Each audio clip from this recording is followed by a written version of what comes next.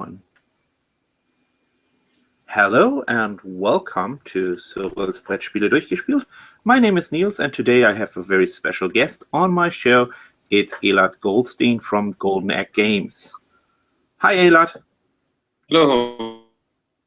How are you? Good. Thanks so much. And you? Everything all right? Oh, there's the first hang-off. That's not good. Anyway, then I'm talking a little bit because you're cutting off right now. But now you're back. Okay. Yeah, that could happen a little bit with Hangouts. That's not the end of the world. Today we wanted to talk a little bit about your actual Kickstarter project, which is Prime Time. And to be honest, I don't know much about Prime Time. The only thing I know is the theme really intrigues me. Why? In the 80s, I played a lot of Mad TV on my PC. And yes, this looks definitely like a remake from Mad TV. Well, yeah, actually, this is a good point because I was also very early hooked on the strategy games on PC and also some video games. And the fun fact is about that I also played Mad TV, and the game is definitely was my inspiration. And to be frank, I only had the German version for Mad TV, and I played it with the German names. So I kind of, you know, it expand my vocabulary. My mother is German, so she helped me a lot. I was very little, but it was funny because you know, there are some shows there that I only know them by the German name right now, so it's kind of funny. That's interesting. I remember I had the English version because the English version was for free or something like that for a couple of days. So I played with the English version as a natural German speaker, and you the other way around. That's interesting. Okay. Anyway, that is fun. I think this is the only game that I played ever in German.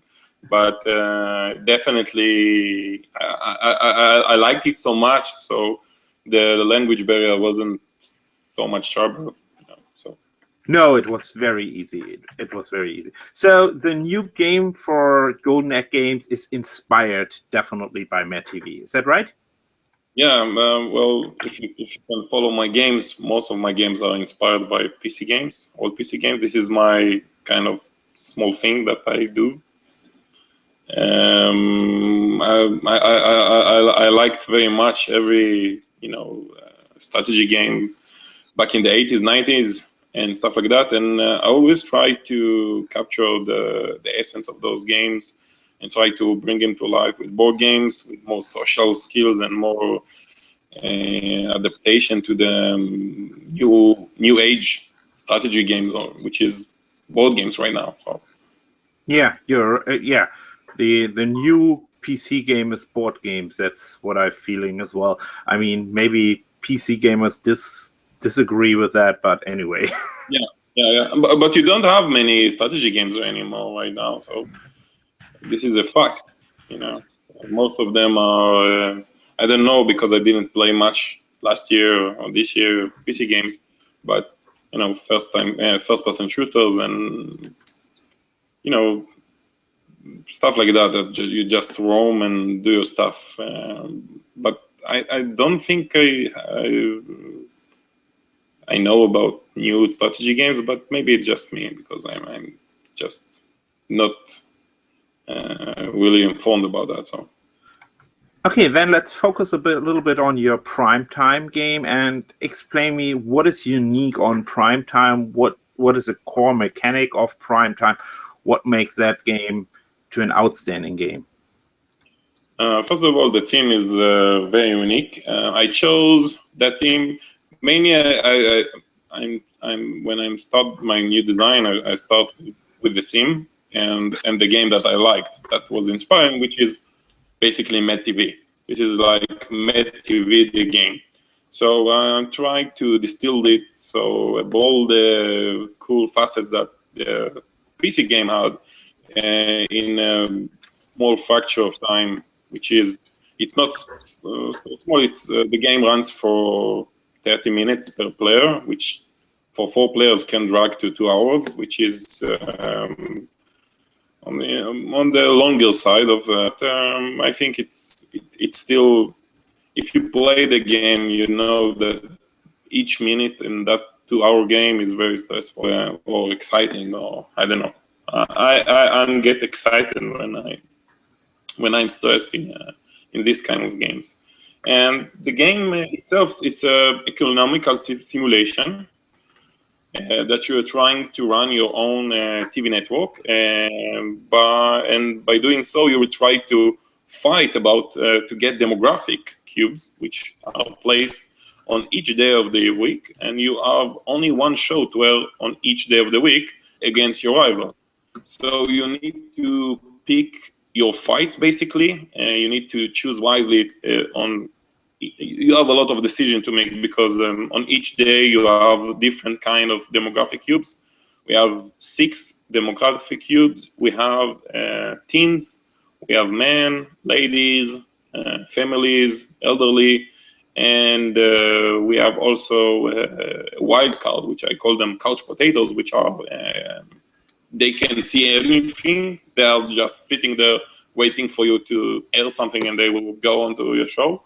And you will try to fight over them, because each cube that you attract to your show, which is a basic color simulation, you just need to match the color of the cube to the color of a cube placeholder on your card. It's a very simple mechanic, but the thing about the game that you have so many options to compose the shows on which day you can air it, on which day you can attract the most cubes, and also you need to sabotage on some way your rival networks to get their cubes off. Okay. For each cube you get $2 of income at the end of the round, and basically the main route is to get the most points. Okay. The old Mad TV game, the PC game, was a lot of, for me, too much pick up and delivery. You have to walk upstairs in your office and type in the new show, hire new actors, and then go into the archive and bring out some old movies, making news, hire newsmakers, all that stuff. But it was usually click on a point, walk there, and pick up some news there and deliver it to this location. This was, after 30 minutes of playing, a little bit boring. How do you solve that problem, or is that involved in your game or not?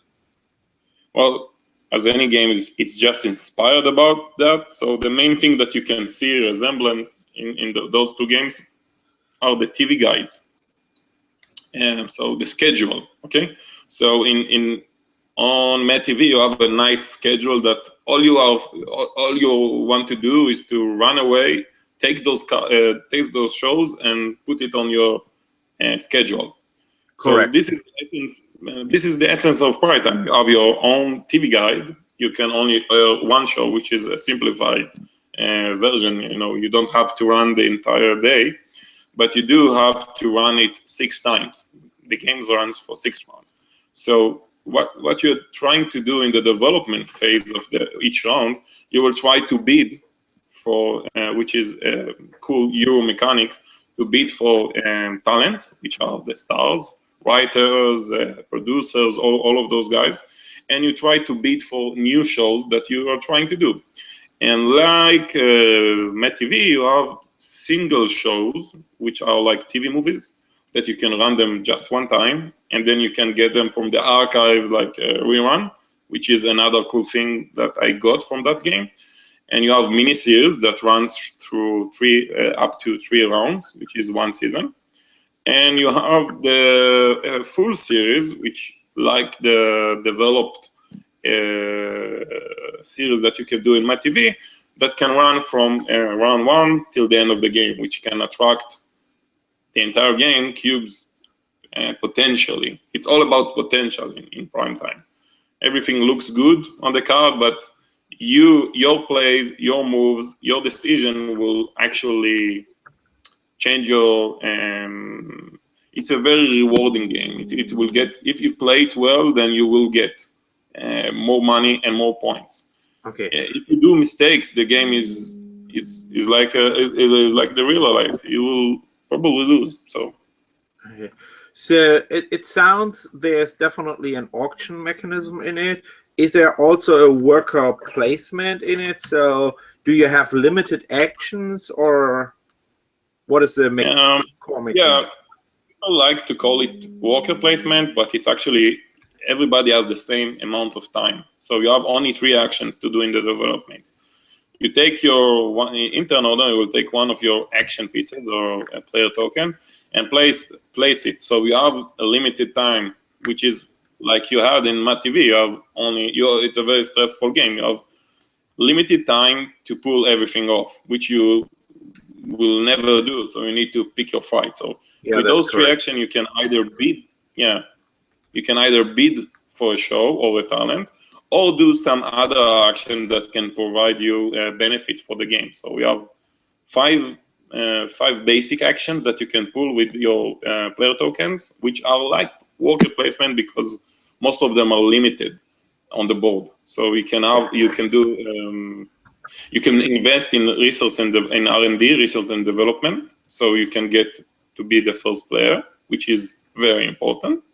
You can do PR. PR moves are basically manipulating the cubes around the board, which is very important because if you stack up one day and you want to attract the cubes that you want to do because you have other goals that you will pursue on, you will try to move those cubes from another rival network day to your day. So another move that you can do, you can play just golf, which is like getting a free VP, because if any other places are, you don't have nothing better to do, you just go out to the office and play some golf with your buddies and you get a victory point. And I think you can go to the archive and get a rerun card, just pull an old show. And I think that's it. You have 5 basic actions and the bidding game. Okay. So the game is right now on Kickstarter and it's for 20 more days. So when I really counted correctly, ESSEN will be in 7 or 8 weeks. Sounds like the game is almost done. Is it in production right now? Because you offer ESSEN pickup, right? Yeah. The game production is almost done. The only thing that are still loose is the rulebook, which is always the same trouble before ESSEN. So our manufacturer promised us that we have a tight schedule to produce it, but we will do it, and we will have enough time to get a really small amount, but I think it will be a fair amount of copies to ESSEN for the big debate there, but those will be definitely rush copies. But we did it last year we did it even for less time with a bigger. We did it with Athlas. We will talk about it later, but Athlas is a much more complex production, and we did it within 5 weeks, I think. So it's possible. We done it. Yeah, we done it in the past. You're producing in China, I guess, right? Some components are produced in China. Some will be in Germany, I think. So we will have some kind of co-production like we did with Athlas.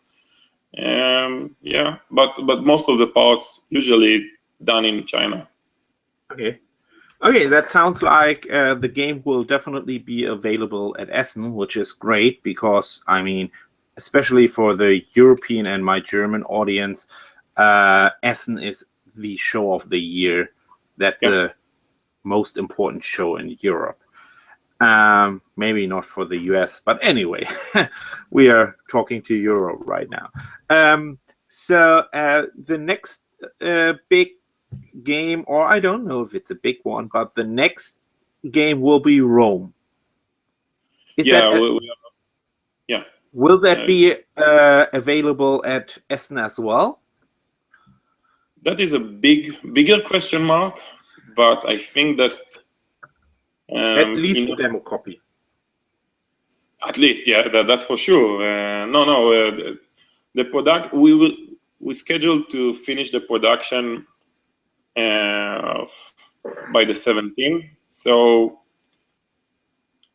2 years ago we did it with City Council. We had 4 weeks and we done it. So I don't like the stressful era, and I don't like to rush things. But it looks like every year is the same thing. So yeah. You can plan as much as you like. It's always the same. Yeah, it's every year. It's our 4th year there. We had good planning to do, and we had the time to do it. But still, it's always come down to the wire. And but I'm pretty confident that it will show up again. Okay. Tell us a little bit about Rome, because the informations online are more or less none, 0.0 right now. Yesterday I looked on BGG, there was not even the name on it for Rome, so I maybe was the first person who ever published a photo of the box. I don't know, but you are definitely okay. you are. Okay, so good. So explain us a little bit, because information are really rare so far. Yeah, Rome. Basically, the name of the game is Rome, but it uses my new system, which called Rise to Power. It's a dice system that I developed for the past 3 years, I think. It's a very refined, I think, Euro-German mechanism that will be used in Rome, and I'm hoping so that we can do it also with future games, like changing things and changing the game a bit. But the core mechanics are just dice placement. You just in Rome, the basic game was about the end of the Republic era, start of the Empire era. And what you're trying to do, you're playing the 4 rivals. It's 2 to 4 players, so you can play. You will play a dynasty, a Roman dynasty that will try to grasp the sole domination about Rome. So you all try to promote the Roman goal, but basically the best one of you will win the game. So so in the game, you will try to influence everything. You will try to do the best. You will do military campaigns to take over provinces, which is one of the main mechanics. You will try to influence the Senate and get election. You get roles that will change up, will give you special abilities around the game, and also will affect final scoring. You will try to get commodities from the provinces that you just won to the forum and get also victory points based on your production. And the fourth thing, which is I think the most exciting thing, is about the games. So while you're trying to, one of the places that you can influence is the black market. You try to get gladiators or animals or barbarians, and then you will try to make a nice show for the cards, and the best show will get the most points. This mechanic is like a poker game. You have ranks of hands that you can do, but it only uses 3 cards. So it's a very unique take on poker, but you only score it twice the game. So 5 rounds, you only score on round 3 and 5. So dice placement or die placement sounds a little bit like Kingsport Festival, or Waggle Dance. These are very popular dice placing games. Yeah, it's like a combination between Castle of Burgundy and Stone Age. I will explain. It's a very simple game. It's a very simple mechanics that will be intrigued by everything about the game. The game sounds like a long game, but it's less than 60 minutes. It's right now 45 minutes we score it 50 minutes with 4 players, which is very fast, but still you have a great feel about the game. You only on your turn, at the start of each round, you have only 4 dice. That's it. You roll all the 4 dice, and based on your score, this will determine the turn order, because the higher score, you will go last. The shorter score, you will go first. After it, you will, in turn order, you will place 1 dice in 3 sections. You have the military section, the Senate section, and the black market. While you're placing them, you will place them on the vacant spot on the left, and you will try to, if you have a lower score than a dice that already placed, you will go before it. So after every dice will be placed, you will be resolving the action based on your from left to right, from the lowest score to the highest score. So sometimes you want to place a low dice just to get something faster, but you will get less powerful action. Okay. And the 2 latest dice placement games I played was Roll Through the Galaxy, very popular here in the US right now. For me, a little bit overhyped, but anyway, which I like on that game is that you can manipulate your dice, so you're not bounded on your actual roll, which means you could screw it up by luck. In a 5-round games like Rome, that could be bad if you're not able to manipulate your dice. And the other game I played recently a lot of was Marco Polo, from Z-Man Games, or in Germany is it Pegasus? I don't know. Anyway, it doesn't matter. This game has really, really cool mechanics. It's a really good game, but if you are rolling low, very low, and 2 or 3 times in a row, that can screw your whole game a little bit. How do you solve the problems with this dice and really high luck in dice rolling? So in Rome, I can tell you that this is what I developed this game a lot. I influence a lot from Bora Bora, from Stefan Feld, which is, I think it's a great dice placement game. And I also influenced by another game, which is not about dice. It's about roll selection. It's about Libertalia, which also, it's one of my favorite games to play with more greater crowd. But then try out X and Empires. X and Empires is for me the killer for Libertalia, because it's the same game, same mechanics, but only 20 minutes instead of 1.5 hours. We play it faster. You can play it faster, but I can see the attraction to a faster game. So so those games really influenced me a lot when I developed this system. So the thing is that you always want a variety of rolls.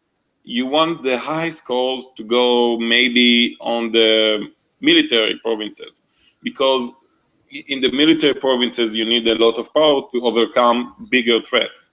So if you want to conquer a bigger province, you need a higher roll, right? Correct. But if you want to get a Senate election, they don't like power in the Senate. They like the smaller guys. So what you're trying to do there, the number on the dice doesn't even count for anything. For each dice that you have on the same rules applies to anywhere. You will resolve from low to high. So if I place my 1 dice and you will place your 6 die on the Senate track, then I will go before you and I will get maybe the really good roll that I want. And those rolls will change up the rules. So maybe my next turn I can place maybe the high die before you. Or I can turn my die upside down, so a 6 will be 1 and 1 will be 6. Or maybe I can reroll the entire dice. Or maybe I can influence the turn order, or stuff like that. So the rolls are super important, and you can manipulate the dice, I think, to the max. So what you're trying to do is to get, you have a lot of strategy to pull, because you can go heavy on the, it depends of course on your roll, but you can try to manipulate the dice to fit your strategy. So, sure, dice manipulation is a very, very effective way to counter luck, but I don't think that. Oh, unfortunately, you're cut off right now again. You were cut off by reducing luck with dice manipulation. Yeah. I just would try to recap that we tested the game a lot with the new PC program, and we had simulations about how best you will use those 4 dice with any combination. So we just found that with the new system that I implied, you don't need a good dice roll in this game. You can have terrible dice rolls and it will work for you almost the same. That sounds good. I really like it if you're not if the game is not super luck based. So if you have a bad luck and a bad roll just for once or whatever, and there's only one spot for once, then you have basically 3 wasted dice. So that would be a shame. But anyway, sounds like you fixed that. Dice in Rome, you will have 90% of your dice will be productive. Okay. Sounds good. So then let's jump a little bit backwards to Gen Con, because I saw at Gen Con you had a big tournament for Athlas, your release from 2014, right? It is ESSEN 2014? Yeah, it hit the market in the US only on May, so it took some time to get from the rushed copies we had. I think it's a great game. The only downside with the game, it's a 2-player game, which is, I mean, it is definitely a 2-player game, which is not my personal favorite, but I really like the miniatures. The quality of them were really good, and the fact that you create your own creatures, the creatures you're fighting and facing and your opponent, you create them. You're more or less a god to create them, right? Yeah, this is the theme of the game. You're a demigod and you're trying to become a god, so it's a test of your divine abilities to create the best creatures. Or for the factual, you try to create a good strategy, a good synergy between your units to beat your other rival god. And I can tell you that about Atlas, that we have already a 3-player variant that works good, but I think that's it. It's a 2-player game. It is what it is. And with the 3-player variant, it's a cool 3-player game, but it's not as good as the 2-player game. So I don't know. We kind of we have our resentment about trying to make it what it's not, but we will see. If we have a lot of fans that will request it, we might post it. The thing is that you will need another set of miniatures, which is I don't know if many players would like to buy those just for that, but I don't know that like that, so we will see. I don't know too. But tell us a little bit about the tournament before we end the show. So it was a $500 tournament, right? How many attendants were at the tournament? How many people signed up for that? I think we only had 16 slots, but I think it was only 10 showed up eventually. And the tournament was we had to do the first round. We had 2 knockouts. So if you win your first game, you automatically proceed for the next round, and the other guys that lost have a second chance to get back on track. But I think all the 8 players got a really good reward because we spread the prizes from the 8th spot to the first player. But it was really interesting. We had the whole Saturday running the qualifying rounds, the semifinals, and the quarterfinals and the semifinal ran through the entire Saturday, and it was a lot of fun. Everybody signed up their 4 creatures at the beginning, so everybody had a nice glimpse about them, because you can only use 3, so you have some kind of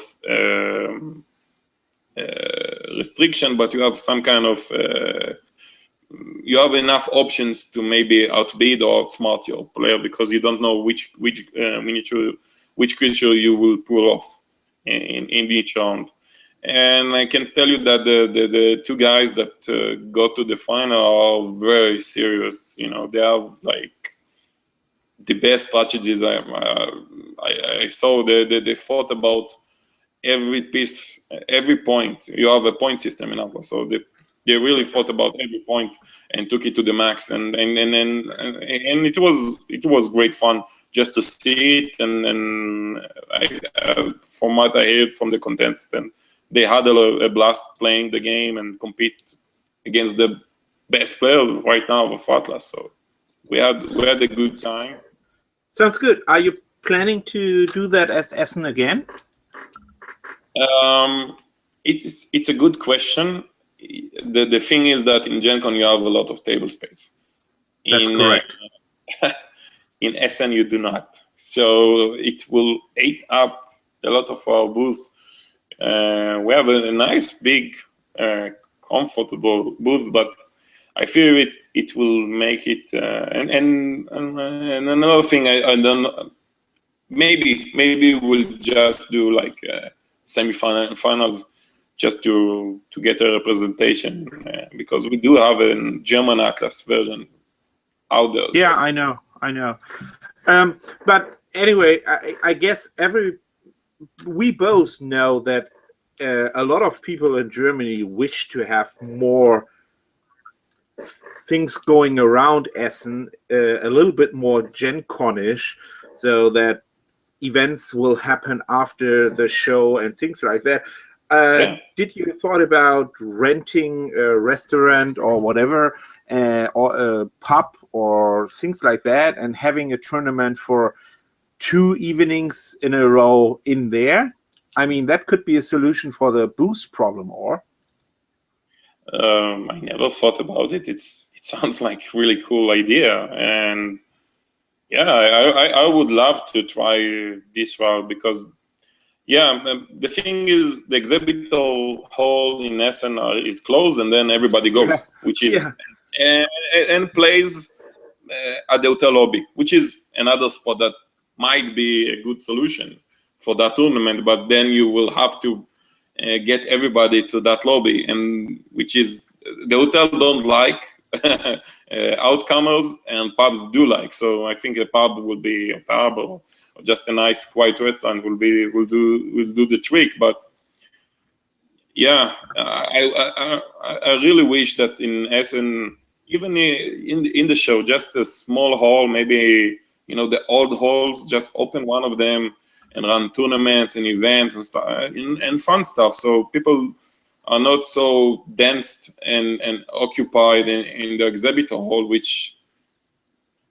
I like. I like the exhibitor hall. It looks much better than Gen Con, but for events and stuff like that, like tournaments or stuff like that, you don't have a place to do an organized play, and the space is very limited. So yeah, that's true. I think you should think about teaming up with either a club, so a gaming club in the area, or maybe gaming store. Maybe they can open later on and have a side event there, a tournament, or maybe on Wednesday evening, or on oh no, Wednesday is this kickoff day always, right? It's crazy. Yeah But anyway, some of these side events outside of the halls, I mean, that could be a solution to run a real tournament. And I'm pretty sure a lot of Germans are interested in having side events, because everybody I'm talking to who joined Gen Con once in his lifetime, he wished, Essen should be a little bit more Gen Con-ish, a little bit more. We are very fine in Germany with having everything organized and everything is good and clean, but yeah, a little bit more geekish, that could be good.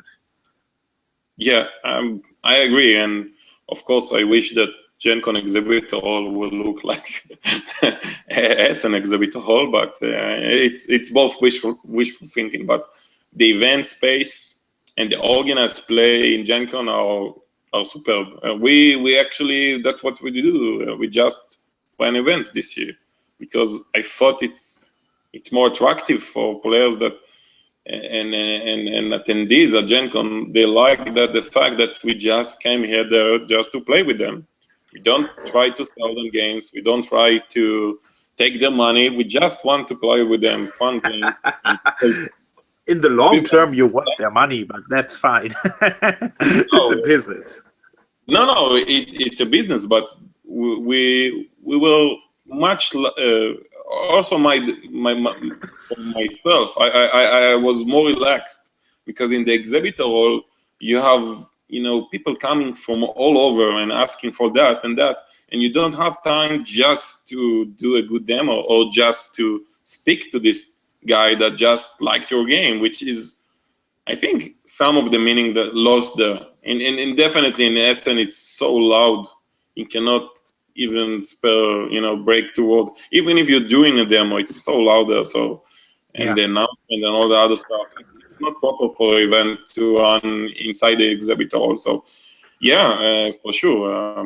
If we can find some partner that would be interested in running an event for Athlas or for any other game, we don't. I think Athlas is a great event as a tournament. It has its it's a focal point really. So people like to see what is this game and all the miniatures, and they see like the two guys are at each other like in a like in a big chess mat. So people cannot try that. So with the cool pieces.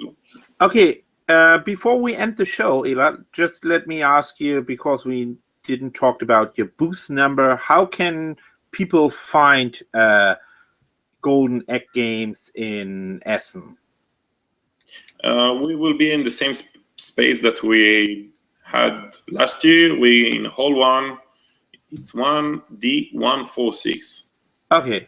Thanks so much, because I mean, people want maybe to visit your booth right now to take a closer look to Primetime and Rome, and I'm pretty sure you show the old titles like Athlas and City Council as well, or?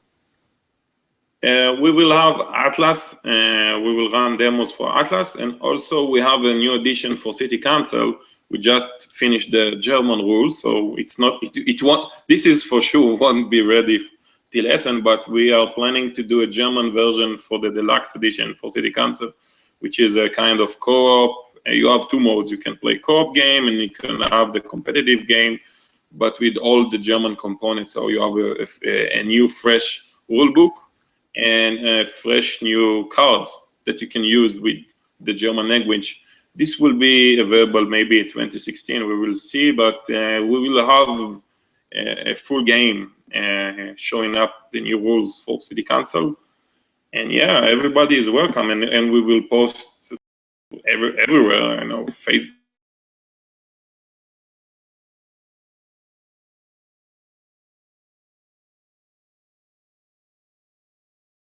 Thanks so much, Elad, for joining me on the channel, and I'm pretty sure everybody should right now come to your booth, Hall 1D146, or for my German audience, Halle 1D146. This was a German fast version. And yeah, join Elad, join Golden Egg Games, and take a closer look. Especially for me, for Primetime, I'm really interested in Primetime. And Rome, so far, what I heard from Elad is also pretty cool. So I would say go there and check it out. If you're at Essen, it's a must stop by. Thank you very much. Thank you for having me and for the recommendations. It's quite good. We're looking forward. Okay, see you, Elad. Bye-bye, and hope to have you in the future on my show again. Bye. Yeah, definitely. Thank you. Bye-bye.